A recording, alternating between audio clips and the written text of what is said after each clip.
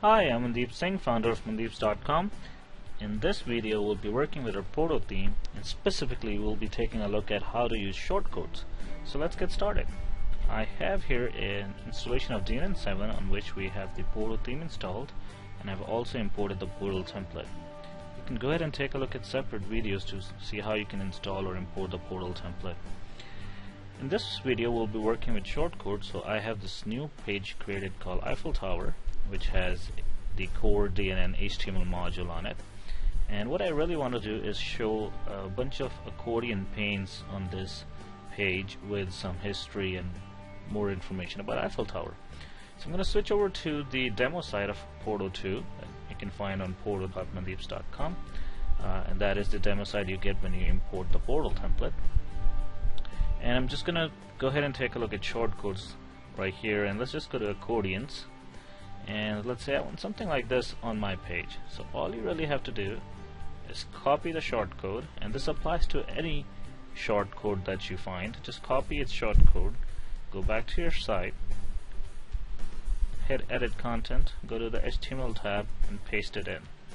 Hit save, and you have now accordions.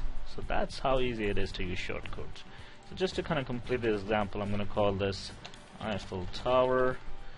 Save that, and let's say if I want to edit the content here, I'll go back into edit content. I can very quickly now say let's talk about its history, let's talk about its design, and so forth. And I will go ahead and update the content here.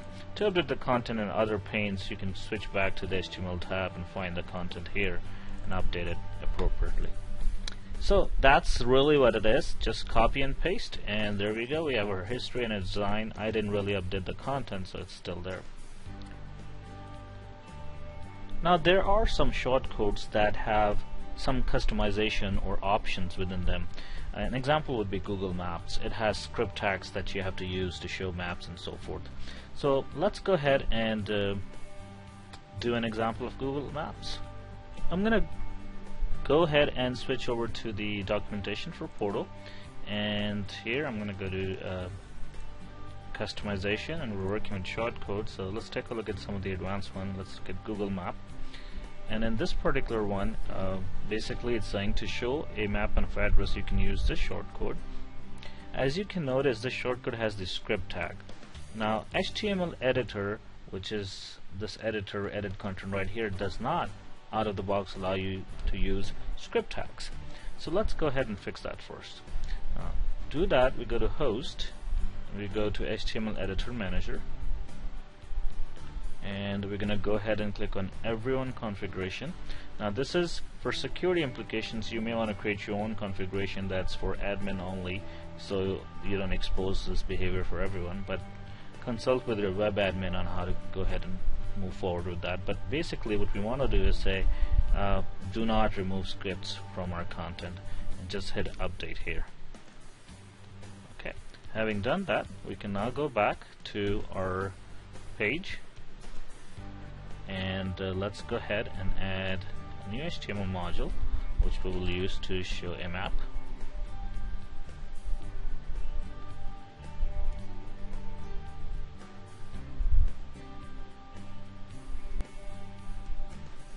Let's go ahead and go to edit content, and we'll switch to HTML tab. Let's go back to the documentation, and we're going to go ahead and take the shortcode and copy it and paste it right here. So as you can see, the shortcode requires some kind of customization. There's two options we see here. First, the address of the map and the zoom level. So I'm just going to go ahead and change the address to say Paris, France, but you can go ahead and type in a complete address or another keyword. I'm going to go ahead and hit save, and what I see here is now a map that is showing Paris in the center of it, and this is a zoom level we were talking, and if you want it more zoomed in, you would go ahead and increase that zoom level. So let's go back here, go to HTML tab, and let's see what else we can do. So you can also show a marker with an address, and here's an example. So let's take this and replace it. I'm going to say the address for the map should be Paris, France, and the address for the marker should be Paris, France, and we're just gonna say home of Eiffel Tower. So this is what I want to show in my marker. This is the position of the marker. I'm gonna go ahead and hit save. Okay, so now we see this little marker which is now pointing to Paris, and if I click on it, it says home of Eiffel Tower. So here's an example of a shortcode that allows you to do a lot of customizations. If you switch back to documentation, it tells you some of the other things you could do with a link to documentation of the entire customization options for advanced users.